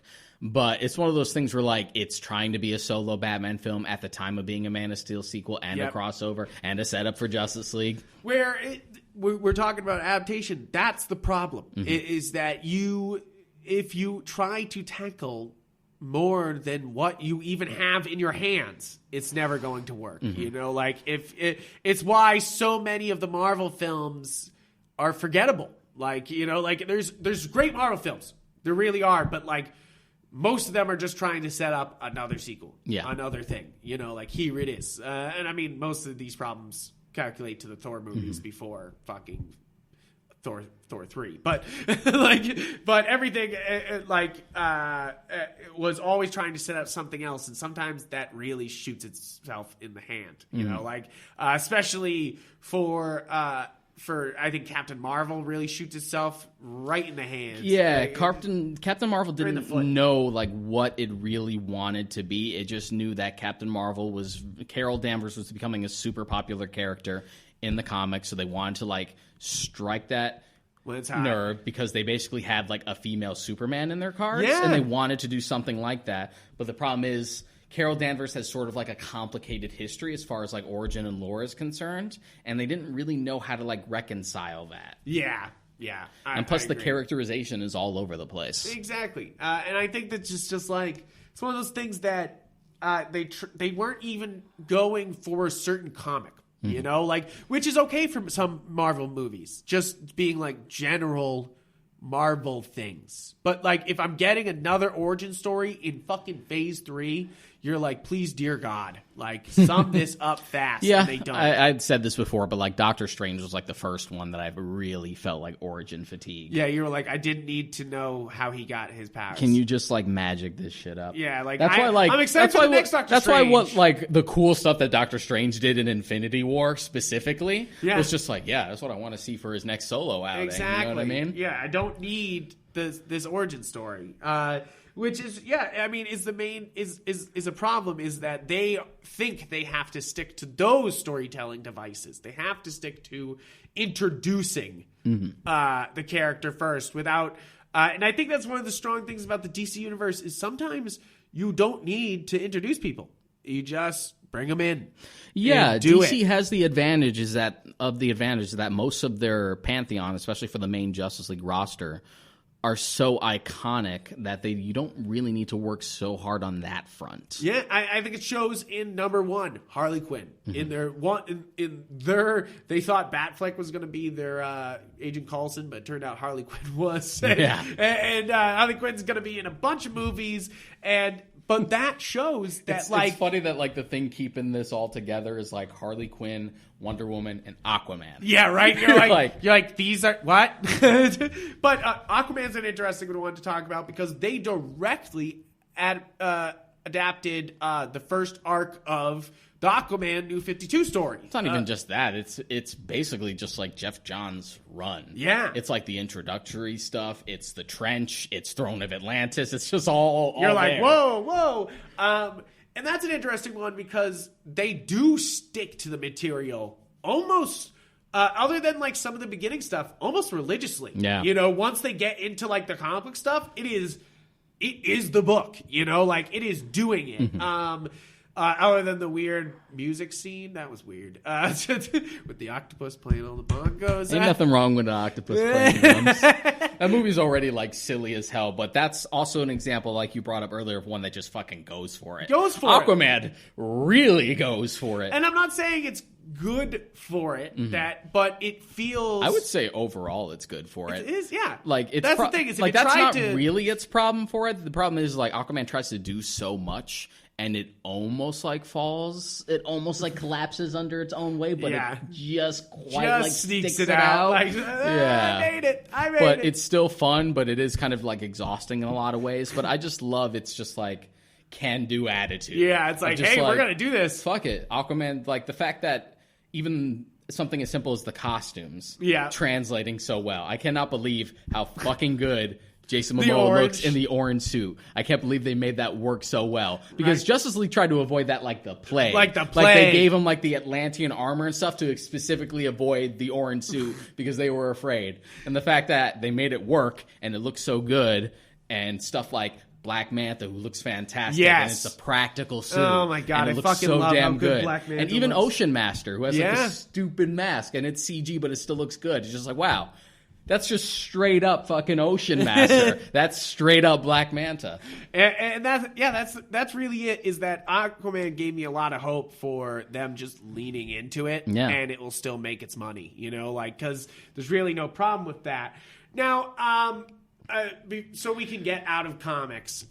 We want to talk about adaptations that are somehow better than their source material, which doesn't often happen. No. It is very fucking hard. You brought up that smarmy tweet of like, which ones name one. Name one film's better than the movie. It's just like I would name a few of my own, but I can't think of any. Yeah, you're like, so right off the bat you go, The Godfather? The Godfather. Nobody's ever actually read The Godfather. No, I'm just kidding. And read if The you, Godfather. And it's if, a decent book. And if you have, it's a decent book. It's a decent book. I do like it, but there is nothing like the first time watching The Godfather. The problem with the Godfather like book that. is that, oh my God, there's a lot of padding. Yeah. There's like... I get it, bud. That's how you make spaghetti. You get like... I fucking get it. Exactly. I get it. Or even just the fact that like, even if it's like a minor character who will only show up once, they will have pages upon pages dedicated to like what they were doing throughout the day that led them to that. Like the montage in the film of like Michael taking out like the heads of the other families, who's like during the christening, like that. In the book, just like the person who delivers the parcel on the steps has like pages upon pages upon pages of dedicated like what was there, what kind of person was he doing that what day? was he doing that day, what would led up to this? You're just like, why do we need this? Why is this happening? I think The Godfather is unquestionably better than the book, and 2 is better than the next one. You know, like it's just like, and then Godfather 3, it's just like that. Everyone knows that's a disaster, and I get we're gonna get a recut. I am morbidly curious about it because morbidly curious, like I want to fucking another hole in my head, you know, like in that I know this movie's bad. You can't fix. You can't. This is a turd you can't shine. I don't think this is a turd you can shine. Justice League, at least, it's like a turd you can shine because you literally shot different things. This is like you're using the same footage and making something good come out of it. I guess we'll see. It's kind of like people saying that the Tobey Maguire cut of the prequels of Star Wars is really good. I'm like, I want to see it because I'm morbidly curious what you could pull out of this. It's also like the same thing with like There and Back Again, like the cut of The Hobbit where it like condenses it into one movie. Yes. And I have seen that. And for the most part it works, but the basic like skeleton of the whole thing from its inception is inherently flawed. Yeah, exactly. Man, and The Hobbit's always makes me angry because I love the book and I love how simple the book is. You know, like that's one of my favorite parts about the book is that it's basically a fairy tale and you really could sum it up in one fucking movie. And then they were like, nope. You gotta make it 2, 3. I just want to go to the alternate universe where we were like Del Toro directed those, like he was originally going to. Yep, I want that universe because that's where everything went wrong. No, I'm just kidding. As much as The Hobbit didn't need to be more than one movie, I could see how it could potentially work as 2, especially with Del Toro as in the helm.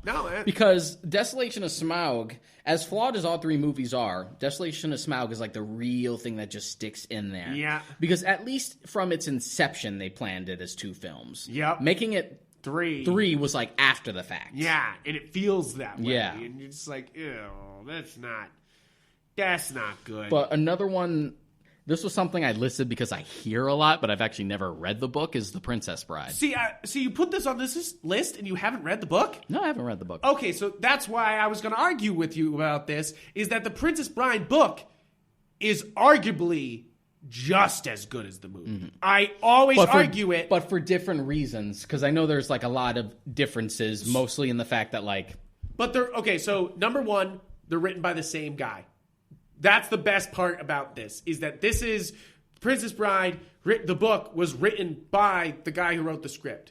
So the changes he makes are like almost the best adaptation changes you could make. In the same way that like Michael Crichton wrote the screenplay for Jurassic Park. Yes, exactly. Where it's like, you're like, oh, these are some big changes, but in reality, these make sense. And by big changes, it's not much. They really do stick to the book.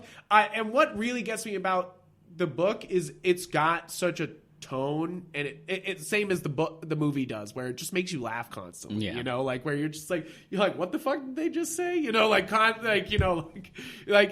was always the funniest bit to me about Princess Bride. Is sometimes if you weren't listening, you were like, what did he say? Like, have fun storming the castle, think it'll work. I don't know, it'll take a miracle. Like, it's one of those things that like it's the little things in that script that really work, and he brings that to the book. And I always argue that if you love the movie, you'll be head over heels about the book. Okay. Because it is just as good. I wouldn't say the film's better just because I had such a good time reading the book. Mm-hmm.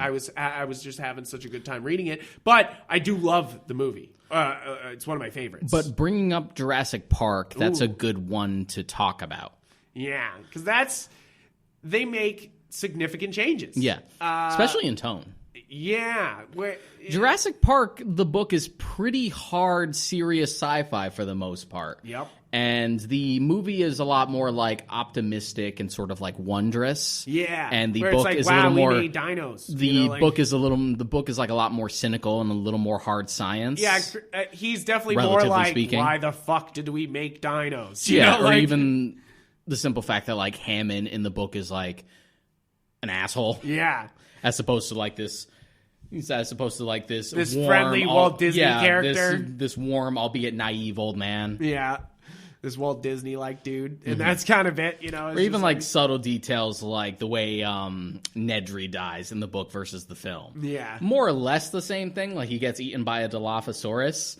But there's a scene in the book where like the Dilophosaurus cuts open his stomach and his guts fall out. But because he's blinded and he's numb to the pain because of the toxin, all he can do is like vaguely feel his guts, but doesn't feel the sensation of pain and can't see. And you're like, woo! You're like, damn! Or even stuff like Hammond being eaten by a bunch of compies. Yeah. Which they didn't do in the film, but they saved for like a minor character in 2. Yeah. Because they're just like, that's still a really cool That's scene. still really cool. So we'll save it for next time.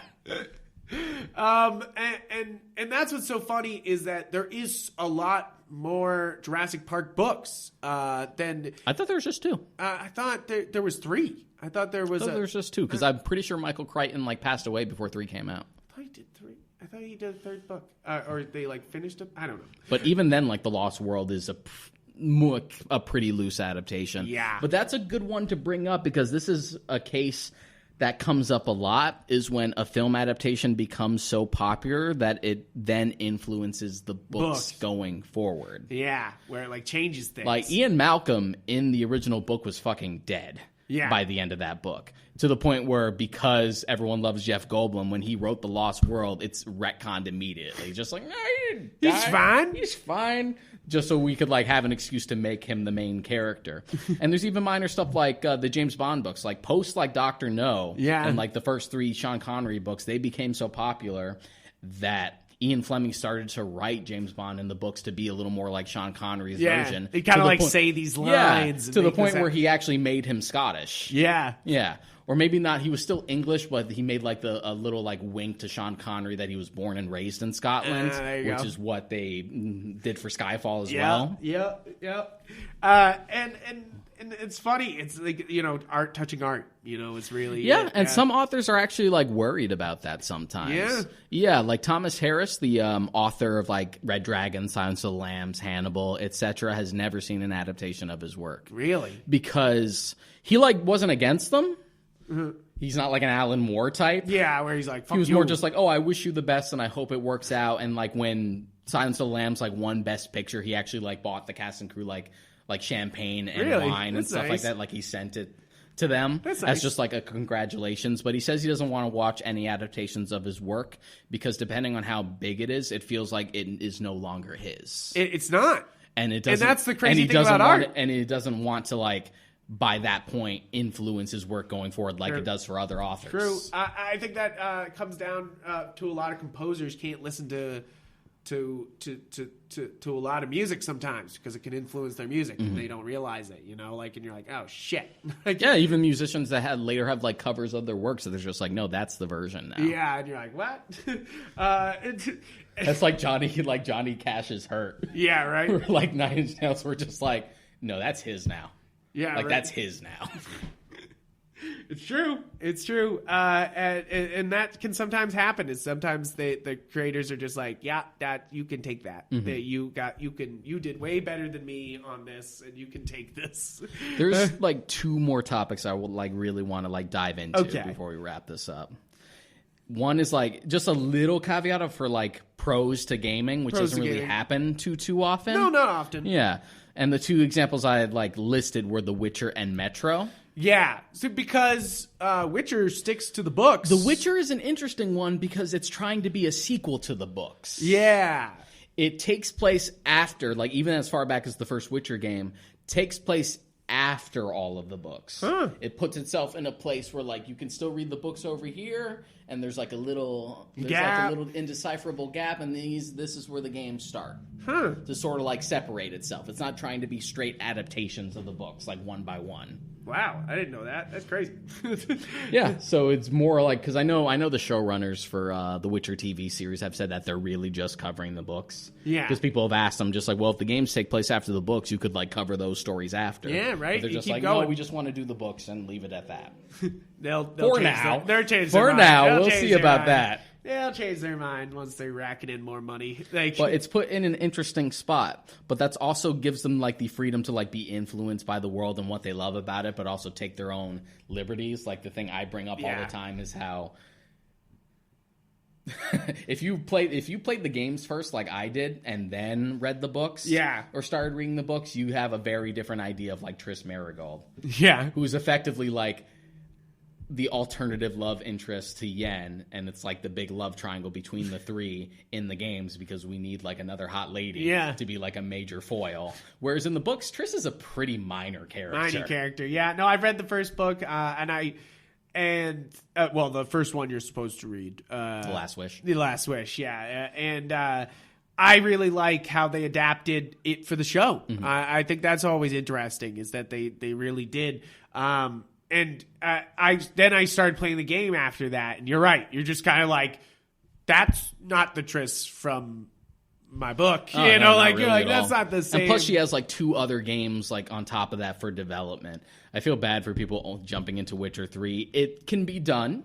Yeah. And most people have. Like, Witcher 3 became super popular that it's the one that most people have played now. Yeah. But that Witcher 3 is the end of a trilogy, and there's a lot of like subplots and stuff that have been building for like 3 games that get paid off there. I don't mind though. Yeah. I really don't. They try to explain what's going on, so I don't really mind. You don't. But if you had played the first 2 games, you'd really appreciate it. Yeah, you'd be like, that's pretty cool. That's pretty cool. People say the same thing for Xenoblade Chronicles 2, that if you didn't play the first one and you beat the second one, you would appreciate the ending more if you knew what the first one. Yeah, because I keep hearing that like the ending to 2, part of its appeal is how it like ties back to the first one, which you're just like, and how it brings things like full circle. But like as a guy who's only played the second one, I was kind of like, I still liked it. Like I was just like, I still had good time, and that still works in its own respect that you don't need to be able to enjoy it. Yeah, exactly, which is not a bad thing. I don't, you also want to talk about Metro, which I have not played.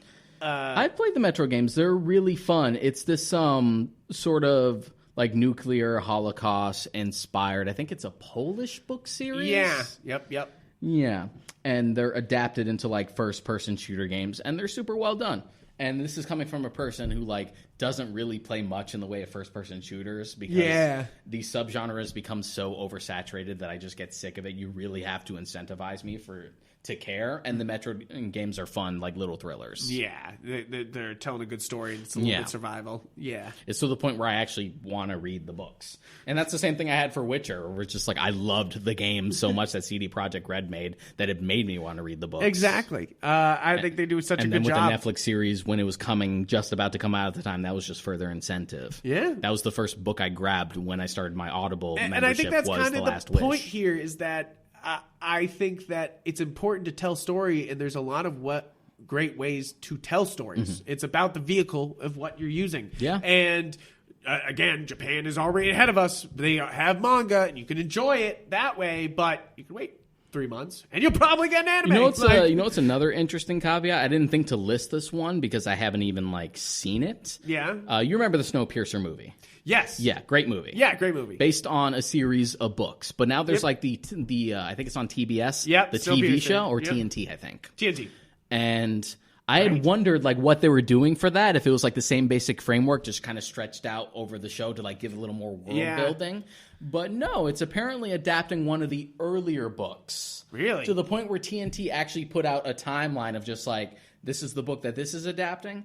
This is what the movie adapted, and this is like, and there's this gap here between like the TV show and what eventually becomes the movie. So they're not discounting the movie. Really? That's interesting. interesting. It's an interesting thing. Yeah, that is interesting. And I think it's we brought up Game of Thrones earlier, and we were talking about how we were just talking about how the art gets influenced by each other as they come out simultaneously. And I think that's really what happened there, is that George R. R. Martin gave them the real ending.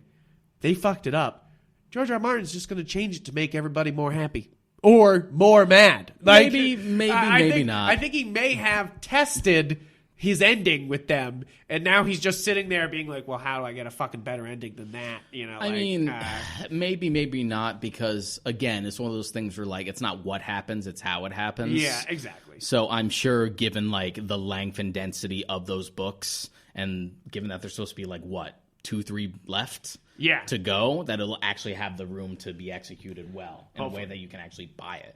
But that's assuming if it ever comes out, he ever finishes if he ever fucking finishes that's sort of the other thing with Game of Thrones, is that potentially like Martin ain't getting any younger. Yeah, it could potentially be a thing. Done. Not that I would want it to happen, and I hope he does get to finish them. But it could be one of those things where like that might be the only ending you get. Yeah, so soak it up. We'll see. But apparently, as far as quarantine is concerned, he's been like the most productive he's been in years because he has no choice. He's like, I'm literally in a cabin by myself. Yeah, so. Apparently he's been like really just like full, like balls deep into the winds of winter. Oh, good. Yeah. Good.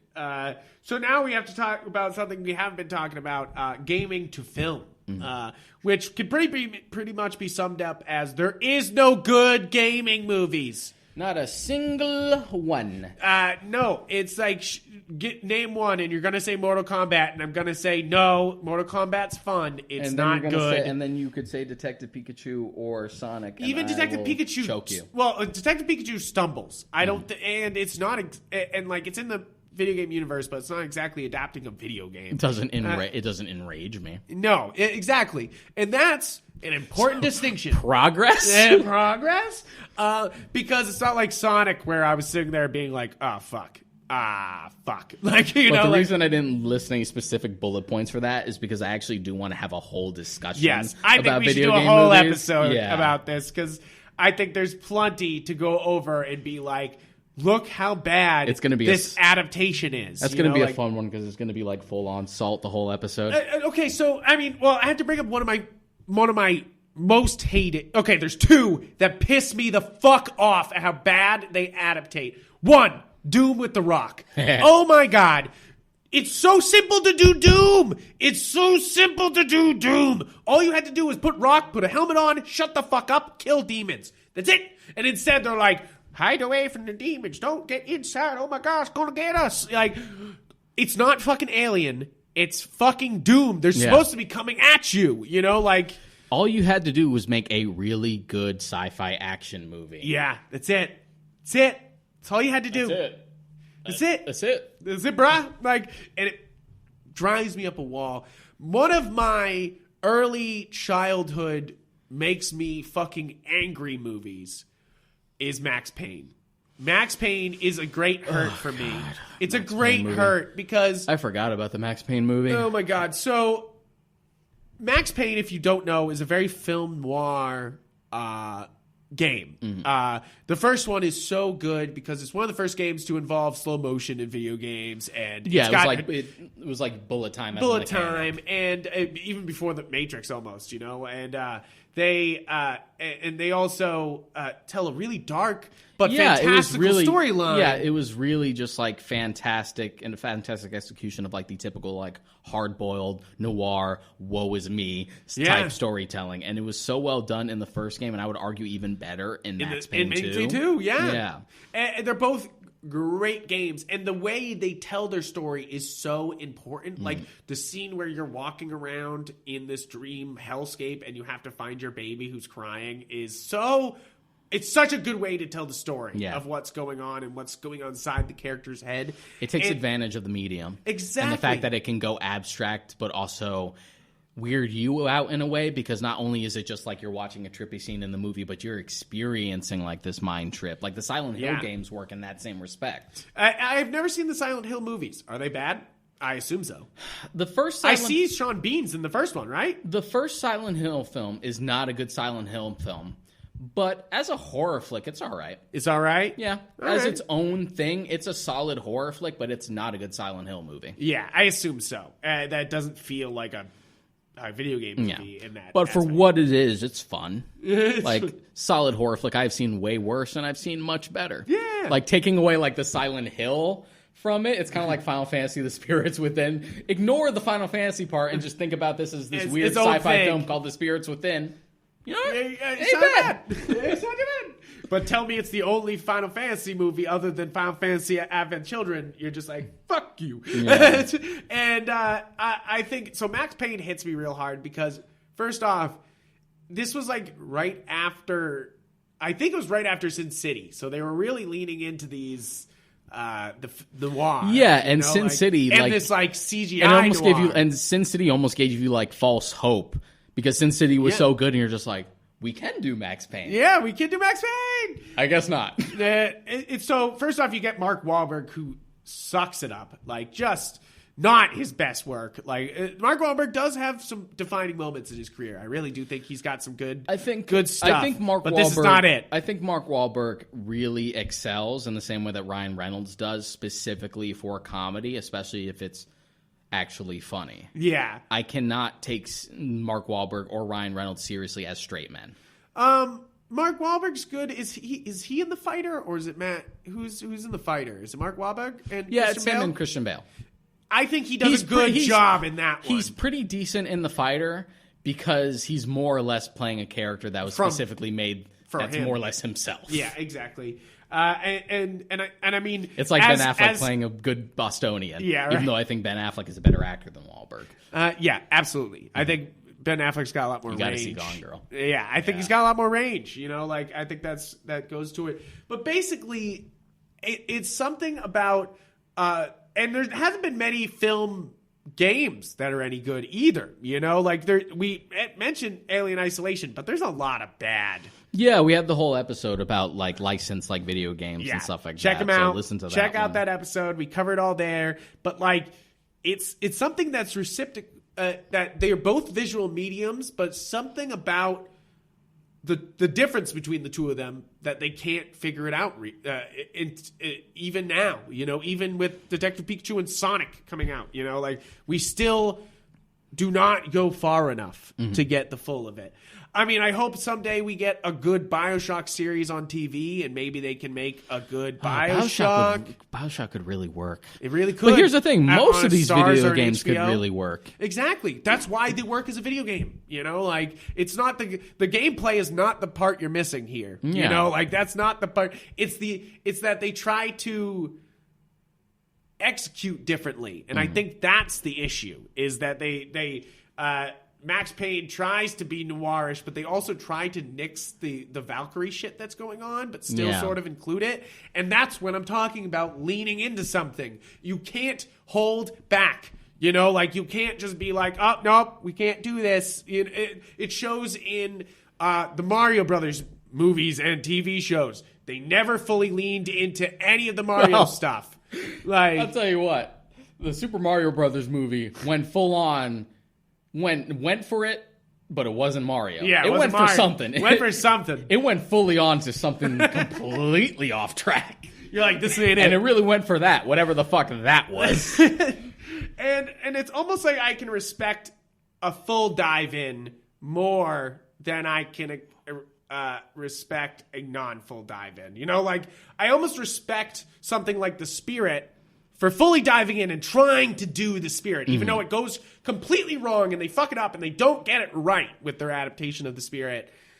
It's better than Max Payne, which they don't lean into. Yeah, it, that sort of boils down to like, even if it doesn't work, there's something to be said about Just like this is a good idea. And this is like a singular vision, even if you don't agree with it. Yeah. That's sort of the thing with like Justice League. Yeah. It's just like what we got was so retroactive and like piecemeal and just kind of soulless. Yeah. That it made you long for it. Even if you weren't crazy about Man of Steel and BVS, sort of made you long for like, yeah, I didn't agree with this vision, but at least it was a vision. Yeah, exactly. At least it was something. I'm excited for the Snyder Cut strictly for that. Is strictly to see what was his vision. You know, like what was he going for? You know, like because we didn't get it, so we'll see. And I mean, I'm sure we could keep going on and on and on. I think the only for this, little topic I want to talk about, because I brought it up sort of with 2001, is the idea of like multimedia franchises. Yeah, ones that I want to bring up Hitchhiker's Guide to the Galaxy because it's another interesting one where it's like the vision of a single author who like never stopped evolving the one property. Hitchhiker's Guide to the Galaxy was a radio drama. Yep. Then it was a book. Which I love the book. I've read the book. I love it. Then it was a BBC series. Then we've had a movie. Never seen it's the just movie. one of those things where it's been so adapted, and Douglas Adams usually had a hand in almost every single adaptation except the movie, where it's one of those things where like the changes that he made, it became such like a different project over time. It was still Hitchhikers, but just like the little changes he made over time where like he kept adapting it. Yeah, where and he kept changing updating it. Yeah. In which you can't fault him almost, but then again it gets into the dead author conversation where it's like, is that product dead once it's out, or is it a living document? But I also love situations like that because it confuses like the adaptation police, the people I had mentioned who tend to like nitpick it and just and they're like, well, that's not like the book. and just want it to be faithful for faithful's sake without understanding like the nuance to be able to translate it properly. Yep. I love seeing them squirm at something like Hitchhiker's Guide, where it's just like, well, it's not like the book. It's just like, well, it was a radio show at first. Right. So it's not like the radio stuff show. Just like 2001's not like the book. It's like, well, it was written at the same time as the book. Yeah. Scott Pilgrim's not like the comics. Just like, well, when the movie was being developed, there was only the first volume out, and they both like influence each other. They made specific decisions to be different from one another. Check out our Scott Pilgrim episode. So it's stuff like that I love. It's just like you can't really categorize it. No, it goes into everything. You know, like and I kind of love this world where we're growing into big multimedia things. I hope that Star Trek can keep delving into it, you know, like, and I know Doctor Who's delved into it. It's like, you know, you can get an audiobook of Doctor Who and it still progresses the storyline. Yeah, we were talking about this like before the show, but there's this big event in Doctor Who right now called Time Lord Victorious. It's a big crossover with David Tennant, Christopher Eccleston, and Paul McGann as like the 8th, 9th, and 10th Doctor respectively. And it's like this huge multimedia event where like you have to read the comics, you're reading a novel, and there's an audio drama coming to like get the full-on project. And it's cool to see like art be so fluid like that. Exactly. That's what I like about it is it's about, as I said before, it's about the storytelling vehicle. It's the story should be able to move, you know, like, because the story's a story, you know, like it's just the way you tell it. Like, and I think we gotta wrap it up there. I really do love talking about this, and we're probably gonna have to do a couple more episodes on certain adaptions because it's important to talk about. There's just so much, even as like a minor thing, without to go too into it, but just stuff like Fight Club being a novel, but Fight Club 2 being a comic. Yep. And Chuck Palahniuk wrote both. Yeah. But the fact that he decided to make the sequel specifically a comic is very interesting. It is very interesting. And how the movie and the book influence each other a little bit. You know, like it's interesting. And the changes between the two. Because I think that even the book has more grit and more teeth than the movie does, even though everyone is always like, wow, Fight Club's so edgy. You know, like, and you're like, not exactly. Like, it's, I think to summate it, it's just like, it's never black and white. No, it's never black and white. But thank you guys for listening in to the adaptation process. This is one that has been cooking for a while, so I'm glad we got to do it. I believe we were a little bit all over the place, but we kind of stayed on topic. But thank you guys for tuning in. Please check out the podcast wherever you get your podcast. join our brand new Discord server. Come talk to us on there. We got plenty of cool channels and stuff like that. And, you get to talk to us, fight with us directly. That's always a good time. Yep, you can scream at us, debate at us. Yeah. Decide what Oreo is your favorite. If you don't use Discord, you can always yell at us on Twitter. That is what it's for. Yeah, that's what it's for. I'm Frank on Twitter. I'm Mod Karaika. And please like, subscribe, follow, whatever you got to do. Please support the show because we love making it. We love that you love supporting the show. So please do it. And thank you for tuning in, and hopefully you'll check out more. We'll see you next time. Adios.